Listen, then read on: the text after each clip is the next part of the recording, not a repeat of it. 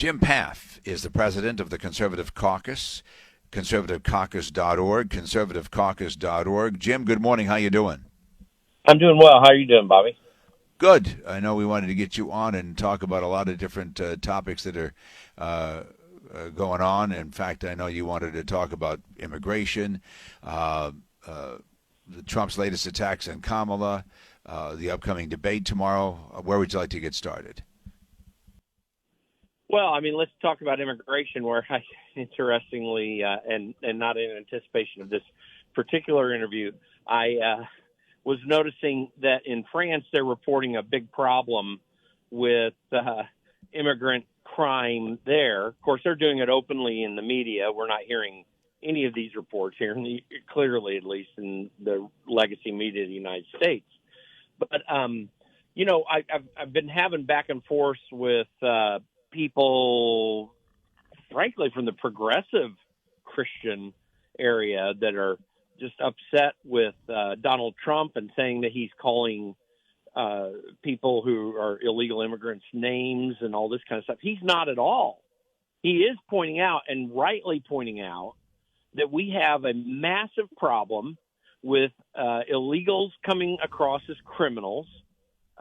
These recent numbers show that there is a serious, serious problem that the Biden administration has blown out of proportion. Now, it's fair that those recent numbers that came out don't include only that which has happened during the Biden administration, but it is mostly from the Biden administration, who opened up our borders. We've had massive spike in overall border crossings, and now we also know that he pulled back almost every restraint that the Trump administration had put in immigration policy, which has just exacerbated the issue of criminals crossing the border. I mean, this is a huge issue to Americans, and I think it, and I hope it does, blow up in Harris's face, because she is just not a legitimate choice for president of the United States because of her handling of the border. It's an outrage.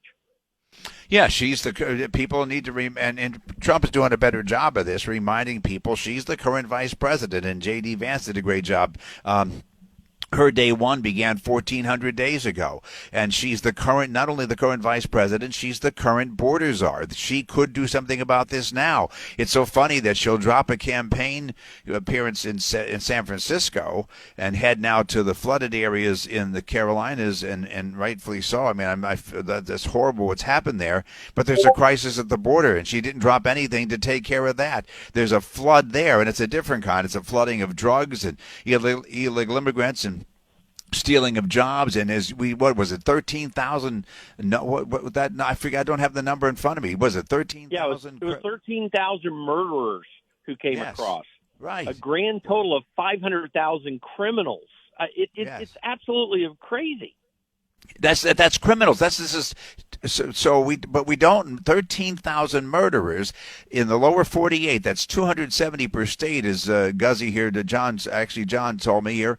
He did the math. That would be 270 per state, 4 per county or parish. How does that make you feel? But it's not just 13,000 murderers, as you said, 500,000 criminals. That's not counting the terrorists. That's not counting the terrorists. And that we have no way of knowing. It's also not counting the numbers we don't know. Listen, these are in part real numbers as well as estimates. These were people who were held at some point and let go. But we've got other people coming across the border we never see. You can only guess how broad and vast this problem is. And it could be twice these numbers. It's certainly some multiple tens of percents of this. And it is a danger to every American. The fact that the Biden administration has been thwarting the Constitution at every level. They are not keeping the constitutional oath, neither Joe Biden nor Kamala Harris. They take this oath on purpose, and they're not willing to protect this country in the areas where they do have authority. And the president, the executive branch, does have authority on the border to deal with things. So all they have to do is pull the trigger, and it's done. And of course, in most cases, you're going to get enough funding if the president's willing to do it. Like if Joe Biden had decided he wanted to continue Trump's policies and have it funded, he'd have gotten funding, all the funding that he needed if he had any shortfalls. So this is clearly a Biden-Harris purposeful attempt to bring people into this country that will be voters against their political opponents. And even worse, and this is where it gets really scary, the chaos that ensues when you've got increasing crime because of people like this coming across the border is the type of thing that politicians love. Politicians love chaos because it allows them to do things, or at least make arguments to do things that they otherwise might not do. Yeah, she's trying to spin this that they had a border bill, I don't know, 4 or 5 months ago, and Trump told them to stop it. It was a horrible border bill. But by the way, let's even, not only is she not doing anything, she's not dropping everything on her campaigning to fix the border crisis, but where there's going to be cameras and optics and where there's a no-lose situation because you're worrying about flooding, whereas immigration might be controversial. She's going to run in front of the cameras there, does nothing about the border, and not only does nothing about the border, as I said, this isn't just that she's neglectful, she's allowing this. You have to understand this is willful allowing of what's happening. But most importantly, she's now said she wants a pathway to citizenship. Are you out of your mind? What is really crazy about this is that in slow motion and with the cover of the legacy media, the Biden-Harris administration has decided to radically transform this country in an unconstitutional manner. There is no rational person who can look at the policy that has ensued with Biden, with that chart that saved Donald Trump's life, and not know exactly what's going on here. You have to be purposeful to have this flood of immigrants that has taken place after Donald Trump had gotten the numbers not all that far from zero prior to him leaving the office in 2021. So when you look at this, the American people have to express the outrage at the polls, which I believe they're going to turn back this outrageous effort. And by the way, on Sunday in Washington, D.C., you had a large group of people, mostly former Democrats like RFK Jr. and Tulsi Gabbard and others, who were speaking on the Mall in Washington, D.C., supporting Donald Trump, with whom they disagree on probably a myriad of things, but recognize the seriousness of this situation. They know that we could lose our entire constitutional form of government and every freedom that's available to us if Kamala Harris is allowed to become president. This is a serious, serious time, and we have to treat it seriously. Yeah, and it's not just about losing our form of government because she allows all these illegal immigrants in that then that are already destroying our country, and you see the overloading they're doing on cities, and they're just seriously overloading infrastructure, but also taking jobs, also changing the complexion of the electoral college vote and how many Congress people your state might have, turning red states blue because of where they're deliberately flying people into this country. So that's one of the crises.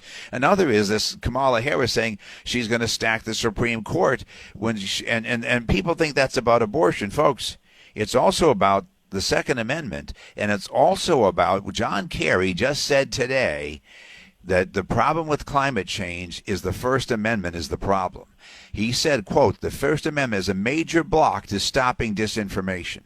So you don't think if she gets in that she's going to tamper with that she's going to make sure that stacked Supreme Court, which it could end up being 13 justices or whatever they decide, with no filibuster, that's in play too, and that could destroy this country. Well, and there was just it's even worse than that, and I'm going to talk about the Kerry thing after I say this.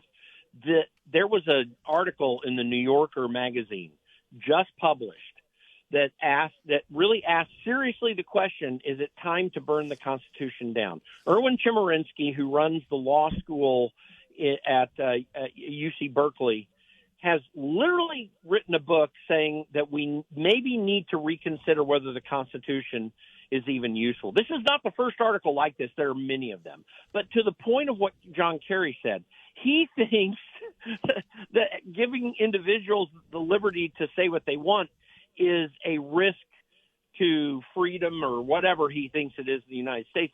The Constitution and the Bill of Rights were written as a restraint on government, not a restraint on the people. But John Kerry and Joe Biden and Kamala Harris, if she were to become president, they all are of the opinion that citizens need to be restrained.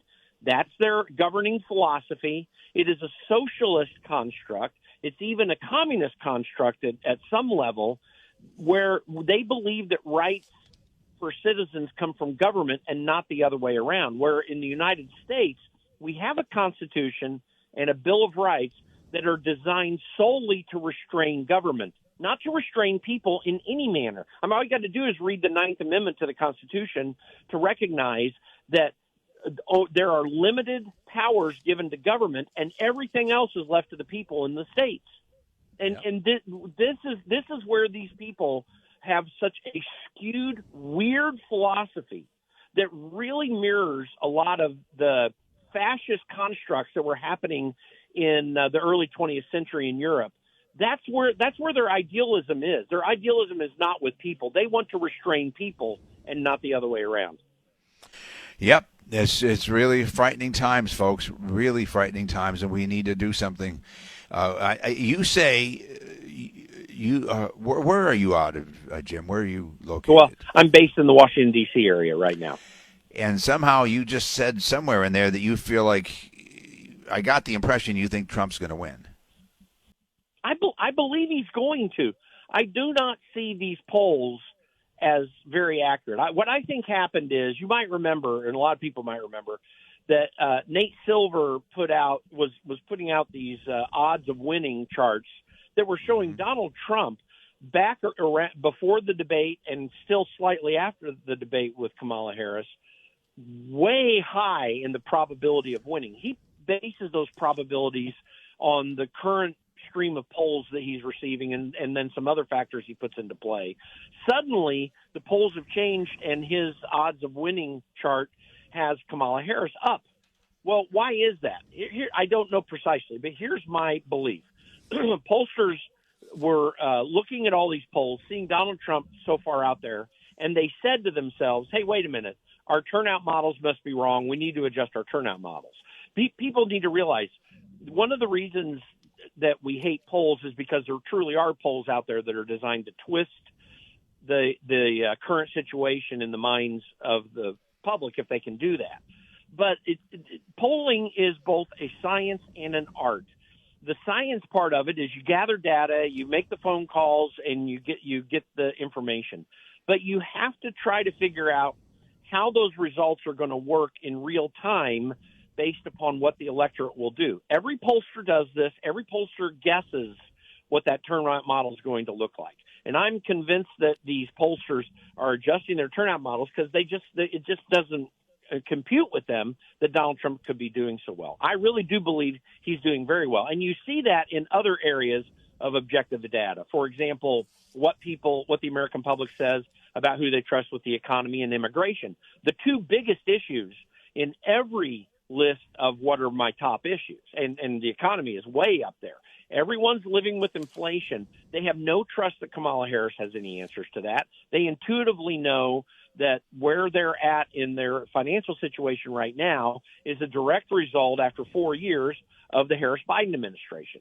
So I do believe that the American public knows that Donald Trump is the answer. Even if they don't like him, they know that he's a protection against what Kamala Harris might do. Then when you look at what I referred to, the Rescue the Republic rally in Washington, D.C. over the weekend, there is a contingent of people who are typically on the liberal side of the political spectrum who are very, very concerned about where our freedoms could go to. And that base exists. It largely rests with RFK Jr., but there are other factions of it too, aligned with him or not. And they're very concerned as well. And I really do believe that this is going to play out in Donald Trump's favor. We still have 35, days to go or whatever it is. Yeah, 35 days to go. But nonetheless, I do think this is playing out in Trump's favor. I think he is in the driver's seat if he just keeps pressing this economic issue and talking about what's going on at the border. I hope you're right, that is the way it's going to play out. The debate tomorrow, Vance, I don't know how much is riding on it. I think Vance is very good. I don't know who's going to win or in the mines or whatever. It's on CBS once. I don't. That's also bugs me that it's on CBS. But how much does this matter tomorrow? Well, not a whole lot. It'll matter a little bit because it'll get some play in the media, and then everyone's going to forget about it. Just like no one remembers the Kamala Harris-Mike Pence debate from 2020. They might, if someone points it out to them, remember a couple lines that Kamala Harris made and the fact that she was constantly interrupting him. But that all came up this year, so it really didn't play out all that much in 2020. That said, the degree to which it is important, J.D. Vance is a competent, capable debater. Tim Walsh has no good story to tell, and J.D. Vance is going to truly take advantage of it. So the degree to which it has any effect on anybody, I really do think is going to play out in J.D. Vance's favor. We'll see, because these debates can be a little kooky and weird. And as you said, it's on CBS. You know, the legacy left-wing media is desirous to destroy Donald Trump and J.D. Vance in any way they can. We saw it play out where they lied persistently in the ABC debate between Trump and Harris. And so you can guess more of the same, but I think J.D. Vance is competent to take this on. And J.D. will confront CBS and the anchors. He'll go right at him. Again, Jim Pfaff is my guest, and you can find out more about his group. This is the original conservative group in the United States, folks, the Conservative Caucus, conservativecaucus.org. Find out more just by going to – go ahead. TheConservativeCaucus.org, just to make sure people have it right. I'm sorry. All right. TheConservativeCaucus.org. Sorry about that. TheConservativeCaucus.org. Jim Pfaff. Thank you, Jim. Appreciate it. Great to be with you, Bobby, as always. Yep. Thank you.